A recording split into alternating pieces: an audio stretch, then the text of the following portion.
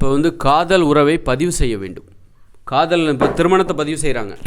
அதனால தான் வந்து அது ஒரு பாதுகாப்பு. ஒரு கணவன் மனைவிக்கு எங்கேயுமே பாதுகாப்பு இருக்கும். நாங்கள் 2 பேரும் புருஷன் பொண்டாட்டி அப்படின்னா எந்த ஹோட்டல்லையும் ரூம் தருவாங்க, ஒரு லாட்ஜில் ரூம் கொடுப்பாங்க, எங்கே வேணாலும். ஏன்னா புருஷன் பொண்டாட்டி அப்படிங்கிறதுக்கு சான்றிதழ் எதாக இருந்துச்சுன்னா அவங்களுக்கு கொடுப்பாங்க, எங்கே வேணாலும் போகலாம். ஆனால் வந்து ஒரு காதலிப்பதற்கு இங்கே அனுமதி கிடையாது. அப்போ அது காரணம் என்னது? காதலர்களை ஒரு திருடர்களாக பார்க்குறாங்க, ஒரு குற்றவாளிகளாக பார்க்குறாங்க. காதலிப்பது ஒரு குற்றமாக பார்க்கப்படுகிறது. காரணம் என்னென்னா, காதலிப்பதை நாம் பதிவு செய்யவில்லை. நாங்கள் இருவரும் காதலர்கள் அப்படின்னு சொல்லிட்டு அதை போய் பதிவு செய்யணும். 16 வயசு 18 வயசு கடந்துருச்சா, காதலிப்பதற்கான உரிமை உங்களுக்கு கிடைச்சாச்சு. காதலிக்கிறீங்களா, உடலுறவு வச்சுக்கிறதுக்கும் அனுமதி. இப்போ காதல் பண்ணும்போது உடலுறவு வச்சுக்காமல் எப்படி இருக்க முடியும்? அப்படி இருக்கு. அப்போ அது வந்து அப்போ காதலிக்கிறவங்க உடலுறவும் வச்சுக்கணும்.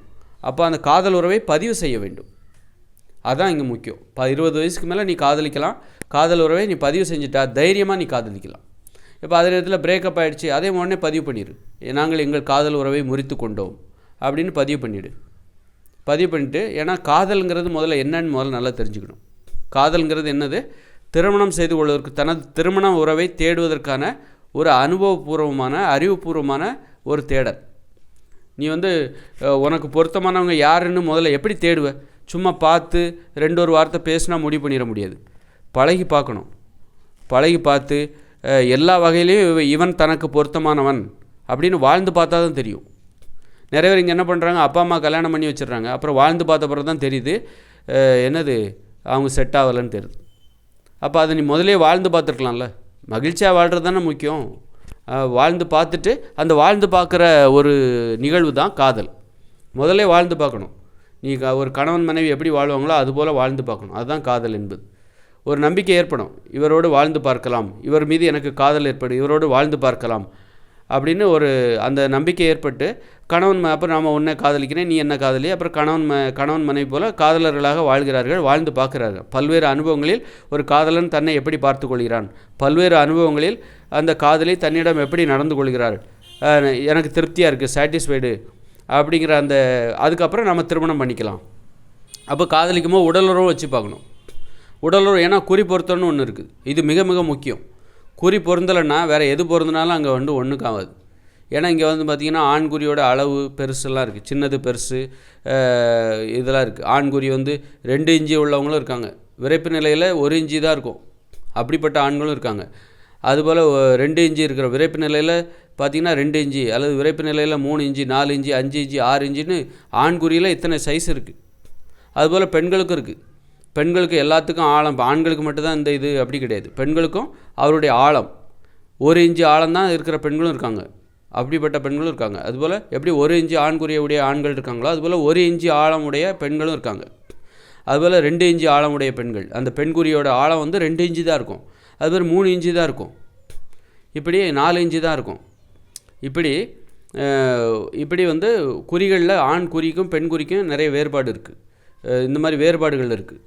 அப்படி இருக்கும்போது அவங்கவுங்க தான் அவங்கவுங்களோட போய் சேரணும். இப்போ 1 இன்ச்சு ஆண் இருக்குது, 1 இன்ச்சு தான் அவனுக்கு நீட்டமாக இருக்குது அப்படின்னா அவன் போய் 1 இன்ச்சு ஆழமுடைய ஒரு பெண்ணை தான் திருமணம் செஞ்சுக்கிட்டால் மகிழ்ச்சியாக இருக்கும். வெறும் குறி மட்டும் பொருந்தினா போதும், மனசும் பொருந்தணும். இப்படி மனப்பொருத்தம், குறி பொருத்தம் இதெல்லாம் அமைஞ்சால் மட்டும்தான் அவங்களுக்கு இடையில் ஒரு திருமணம் என்பது நல்லபடியாக நடக்கும். அதனால் அப்போ அதை நீ எப்படி தெரிஞ்சுப்ப? சும்மா அப்போ உடலுறவு வச்சுக்கிட்டா தான் தெரிஞ்சுக்கும். கல்யாணம்லாம் பண்ணிவிட்டு அதுக்கப்புறம் பார்த்தா தான் குறி பொருத்த மாட்டேங்குது. ஆனால் குறி பொருத்தம்னு ஜாதகத்தில் ஒன்று வச்சுருக்காங்க. அப்போ குறி பொருத்தம் முக்கியங்கிறத அந்த ஜாதகத்தில் சொல்கிறாங்க. ஆனால் அதை யாரோ ஒருத்தர் ஜோசியர் கணிக்கிறார். இவர் போய் எட்டி பார்த்தாரா, இவருக்கு என்ன குறி இவருக்கு என்ன குறின்னு ஜோசியத்தின் மூலமாகவே கணிச்சிடுறாரு. அப்போ அது முக்கியங்கிறல்ல, அந்த பொருத்தம் இல்லைன்னா கல்யாணம் பண்ண மாட்டாங்க. குறி பொருந்தலைங்க, ஜாதகத்தை பார்த்தோம், ஒரு கணவன் இந்த பையனோட குறியும் பொருந்தலை, ஜாதகத்தில் பார்த்தோம் தெரிஞ்சிச்சு, அதனால் இந்த கல்யாணம் செட் ஆகாது. அப்போது குறி பொருந்தலைன்னா கல்யாணம் செட் ஆகாதுன்னு உனக்கு தெரியுதில்ல. அப்போ அந்த குறியை பொருந்துறதுக்கு நிஜத்தில் நீ பாரு. இது பொய், ஜோசியங்கிறது பொய். நிஜத்தின் மூலமாக அந்த குறி பொருந்துகிறதா இல்லையா என்பதை முடிவு செய். அவங்கள காதலர்களுக்கு உடலுறவு கொள்வதற்கான வாய்ப்பை கொடுத்துடணும். வாய்ப்பை கொடுத்து வாழ்ந்து பாருங்கள், உடலுறவு பண்ணி பாருங்கள். குறி எல்லா வகையிலும் இவன் தனக்கு பொருத்தமானவனாக இருக்கான், உடலுறவு மூலமாக இவன் எனக்கு நல்ல இன்பத்தை தருகிறான், திருப்திப்படுத்துகிறான் அப்படின்னு உணர்ந்த பிறகு இனிமேல் நாங்கள் திருமணம் செய்து கொள்வதில் எங்களுக்கு எந்தவித தடையும் இல்லை. இப்போ எனக்கு மனப்பூர்வமாக நாங்கள் வாழ்ந்து பார்த்துட்டோம், இப்படிப்பட்ட ஒருவன் தான் எனக்கு வாழ்க்கை துணையாக வர வேண்டும், அது மாதிரி இப்படிப்பட்ட ஒரு பெண் தான் எனக்கு வாழ்க்கை துணையாக வர வேண்டும் அப்படின்னு முடிவு பண்ணி அதுக்கப்புறம் கல்யாணம் பண்ணால் அதுதானே பெருக்கு, அதுதானே கல்யாணம். இவங்க எதையுமே தெரிஞ்சிக்காமல் குருட்டு பூனை விட்டத்தில் பாஞ்ச மாதிரி இவங்க என்ன பண்ண, பெற்றோர்கள் நிச்சயிக்கிற முடிவு ஏதோ ஜோசியக்காரன் அவன் வந்து அவனோட பொழப்பு அதில் இருக்குது.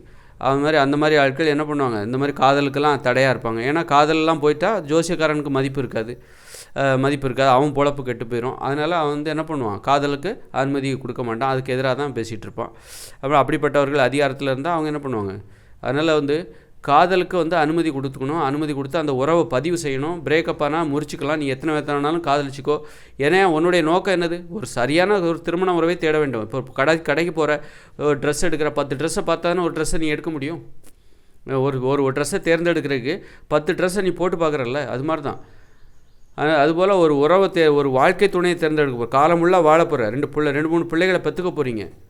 அந்த பிள்ளைகளுக்கு ஒன்று மணி நேரம் நேசித்து சந்தோஷமாக வாழணும். சந்தோஷமாக வாழ்கிறதுக்கு அதற்கு இந்த மாதிரி காதலிக்கணும், காதல் உறவை பதிவு செய்யணும், காதலருக்கு உடல் உறவு வைத்துக்கொள்வதற்கான அனுமதியை கொடுக்கணும், சுதந்திரத்தை கொடுக்கணும், பாதுகாப்பாக கொடுக்கணும். அப்படிங்கும்போது தான் அவங்க சந்தோஷமாக வாழ்வாங்க. அவங்க குடும்ப வாழ்க்கை நல்லாயிருக்கும், குடும்ப வன்முறைகள் நடக்காது.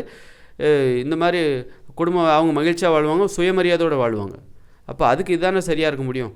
சும்மா காதலிப்பதற்கு தடை போட்டு பெற்றோர்கள் நிச்சயிக்கிறது, அப்புறம் பார்த்திங்கன்னா ஒருத்தர் பிடிக்காமல் போகிறது, ஒருத்தர் புரிஞ்சிக்காமல் போகிறது, அப்புறம் வந்து கணவன் மனைவியை அவமானப்படுத்துறது, மனைவி கணவனை அவமானப்படுத்துறது, இப்படி அவமானத்தில் வந்து அந்த வாழ்க்கை கழிஞ்சிக்கிட்டு இருக்கு. அதுக்கு தான் இந்த வாழ்க்கை வந்து இந்த மாதிரியான கலாச்சார அடிமைத்தனம் என்பது காரணமாக இருக்குது. அதனால் காதல் உறவை பதிவு செய்ய வேண்டும். பதிவு செய்து நீ பிரியன்னா பிரிஞ்சிக்கோ. எத்தனை உறவு, இந்த கல்யாணத்துக்கு முன்னாடி நீ எத்தனை உறவு வேணுமானாலும், நீ எத்தனை வேணுமானாலும் காதலிச்சிக்கோ. நீ பிரியன்னா பிரிஞ்சிக்கோ. உனக்கு பிடிக்கல அதனால தானே நீ பிரியிற. உனக்கு ஒரு பெண் வந்து பிடிச்சிருக்கு அப்படின்னா நீ ஏன் பிரிய போகிற?